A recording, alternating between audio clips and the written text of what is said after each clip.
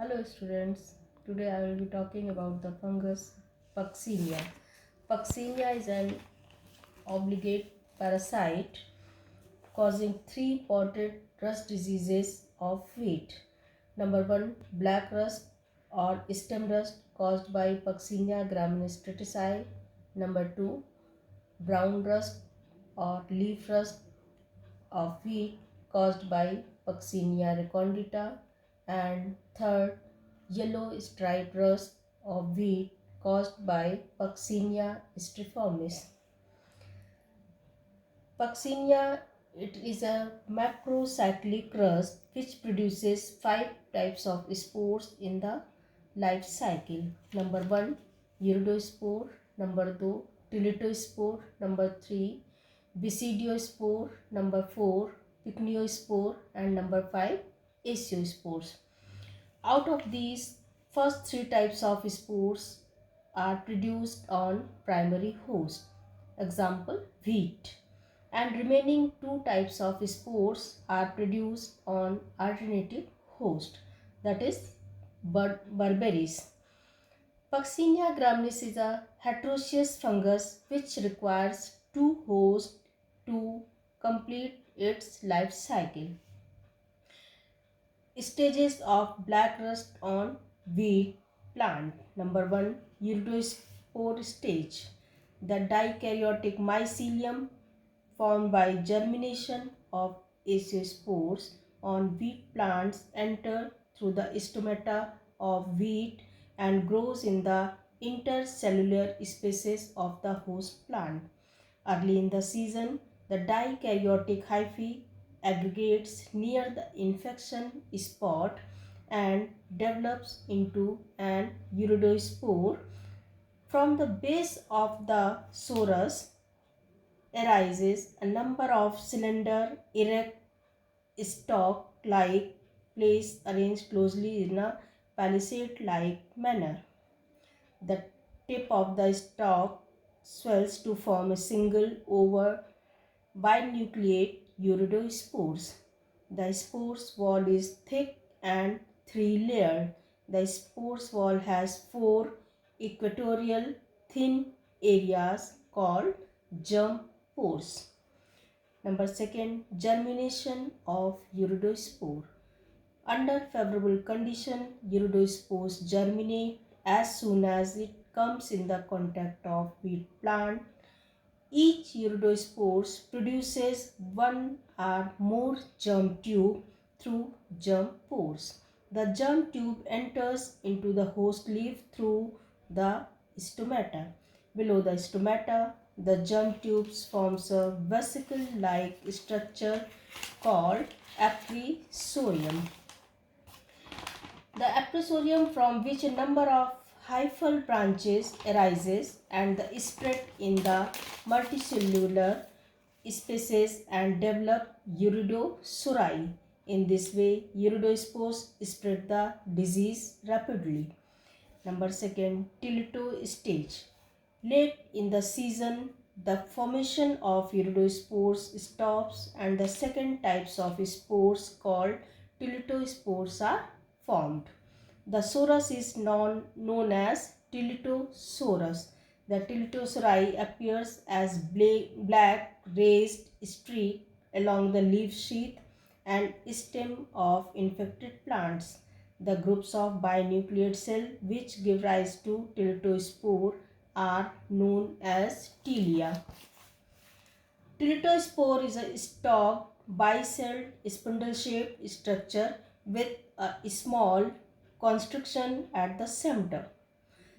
It has a thick, smooth wall. The upper cell is either pointed or round. Each cell of tilitospore is binucleate and has a germ pore. The germ pore in upper cell is at the apex, while in the lower cell below the septum.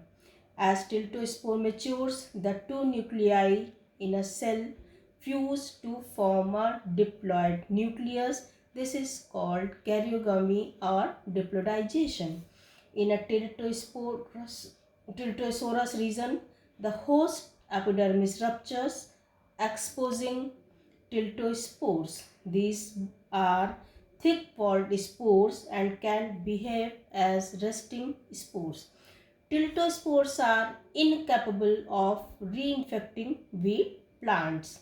During favorable conditions, they germinate on soil as no host is needed for their germination. A tiltospore germinates to form epibasidium. Third, basidiospore stage.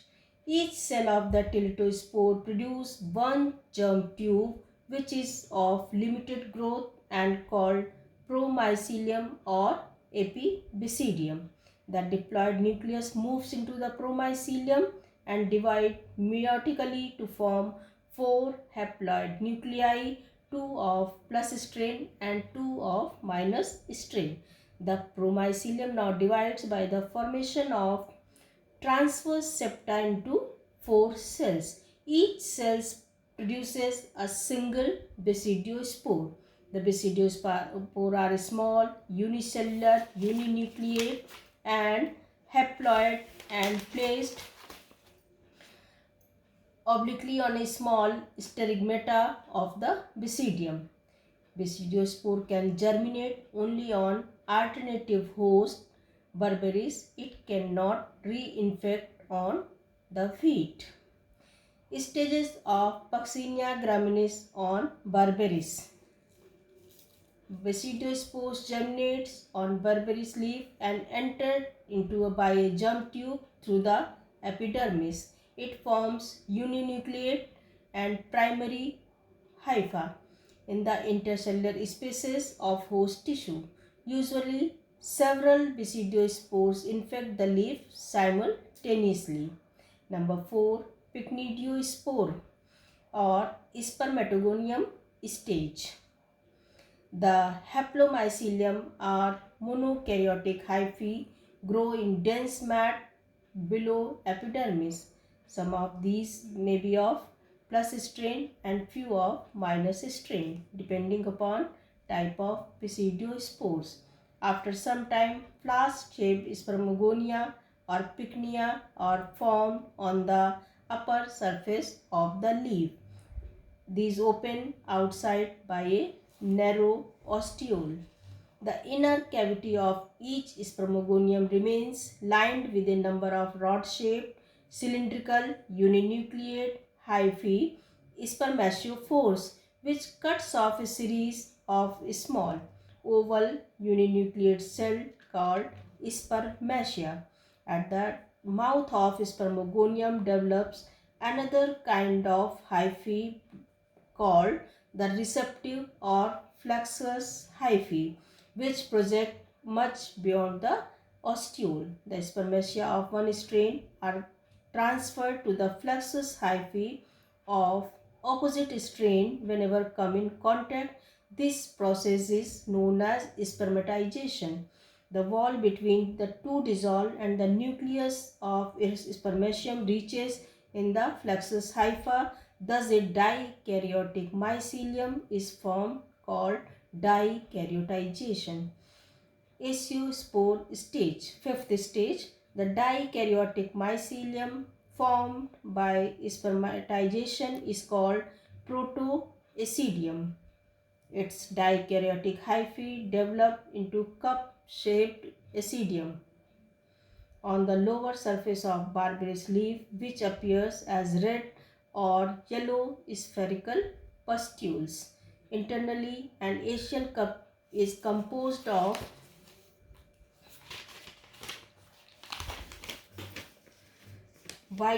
whitish hyphae surrounded by a well-defined sterile peridium.